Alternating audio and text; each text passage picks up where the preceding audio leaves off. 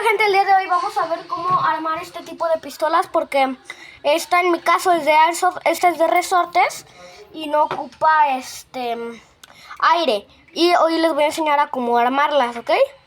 Pues para esto, en esta parte es la más importante, pero también todas son importantes, no manches, o sea, ¿qué piensan? Ja. Bueno, ya, dejémonos de bromas. Esta parte y estas son esenciales.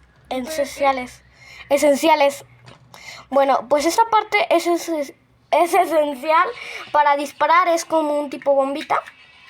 Y aquí va el cargador, si se dan cuenta encajan muy bien.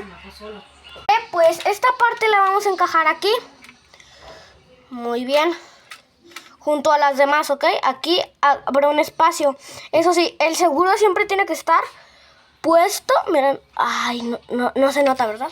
Ahí está, ya puse el flash. Aquí esta parte del segurito tiene que estar para arriba. Nunca presionen estos dos botones, miren, botones de aquí. Ok, ahora, una vez encajados, los ponemos así. Así. Yo te invoco, Miguel. Así, bien. No manches, ¿dónde está?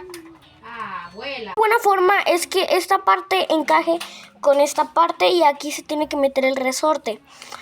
Así hasta que logren encajarla. Por ejemplo, aquí varias veces le van a hacer, es cosa de agarrarle maña, pero lo tratan de encajar, ¿ok? Ejemplo de ya verlo muchas veces es que a todos les encaja, pero aquí sigue habiendo una parte. Aquí nada más sería cosa de agarrarle maña y con mucha fuerza va a encajar. Miren, ahí ya encajó. De preferencia háganlo sin cargador, porque a veces si lo hacen con cargador se les puede atorar un poquito, ¿ok? Y yo ya tengo el cargador y pues ya se lo ponen, ¿ok? Espero que les haya servido este video. Muchas gracias y pues en una recomendación denle like y suscríbanse al canal si todavía no están suscritos para más videos de pistolas de Airsoft con esta hermosura y donde les voy a enseñar algunos pasos, ¿ok? Así que nos vemos hasta la próxima. Adiós.